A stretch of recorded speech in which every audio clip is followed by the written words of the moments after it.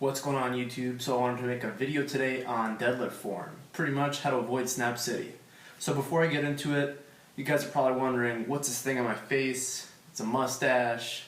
I'm growing a mustache for Movember. In case you guys are not familiar with that, that's pretty much where the month of November is now Movember, and guys all over the world grow mustaches to raise awareness and raise some cash for men's health issues like prostate cancer and testicular cancer.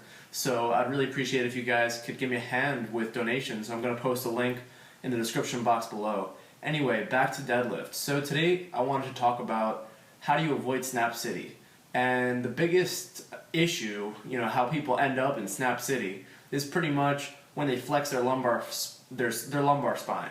So what exactly does that mean? Pretty much, imagine this is your back. Ideally, you would like to start with a straight or neutral back and then finish that way. Sometimes what happens is their back goes from straight to all curved out like that. Now it's okay if your upper back is curving a little bit, but if your lower back is curving, then you put yourself at some serious risk for herniating a disc and really messing your shit up. So anyway, I'm going to show you guys some clips of some bad form and some good form. Alright, so we're going to start off with a clip of what not to do. So this is the starting position of this lifter. This is only for one rep, and I'm going to play the video first in full speed, and then we'll go through it part by part. So this is full speed. Yeah, that's not what you want to be doing. So we'll go into it, and here's a setup. I'll play it slow-mo so you kind of can see what's going on a little bit more. Alright, so there's a really excessive amount of lumbar flexion, and let's go through bit by bit, see what this lifter could have improved on and what you can do to make sure that this doesn't happen to you, because if this happens to you and the weight's heavy enough, you're really just putting yourself at risk to seriously herniate a disc. So anyway, this is the starting position.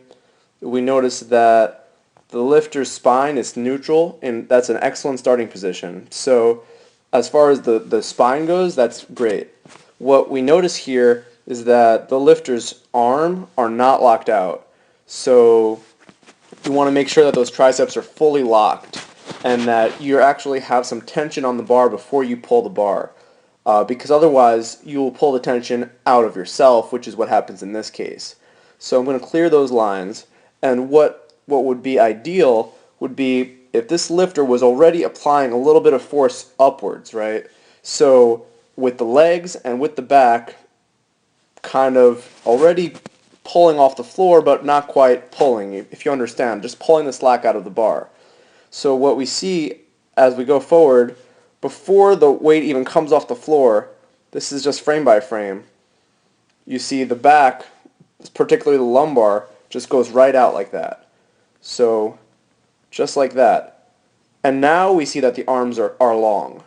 Okay, now finally the arms are lengthened. So what the main issue here is that you need to make sure that you start pulling the slack out of the bar and you keep a tight core and a tight torso. That way you're able to maintain this neutral spine throughout the entire movement. Granted, when it gets heavy, upper back rounding is pretty much inevitable, but really that lumbar spine has got to stay pretty straight.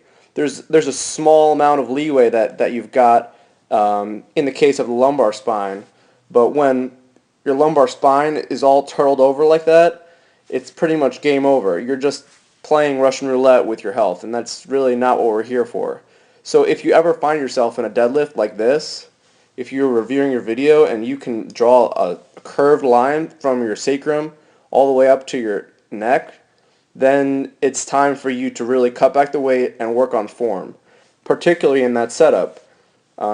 And then that'll allow you to be lifting much longer. So anyway, the main thing again is just really the setup, making sure that you're nice and tight and that you pull the slack out of the bar as opposed to pulling the slack out of yourself rather. So here we go, pulling the slack out of yourself.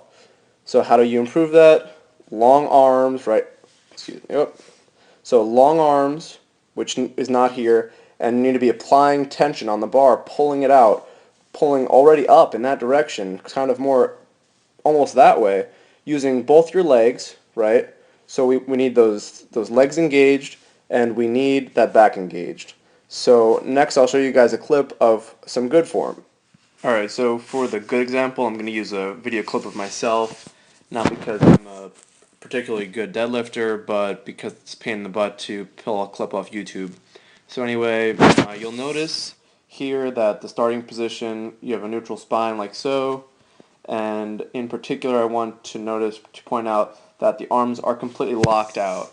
Okay, what's also important to note is at the starting position, you can even see, just because I'm not wearing a shirt, that my lats are already engaged, right? I already have tightness in my upper back and in my core, right? I've already taken my breath at this point. So I've got build-up intra-abdominal pressure. I've got tightness in my lats. I'm pulling already slack out of the bar. I'm pulling upwards currently. As you can see that my upper back muscles are engaged, and I'll play it in full speed. Pretty much just come straight up. All right. So I'll go back and we'll go through that I'll go frame by frame, kind of just nice and slow. So you'll see that in this clip, because it's moderately heavy, it's just under 400, you see some upper back rounding like so.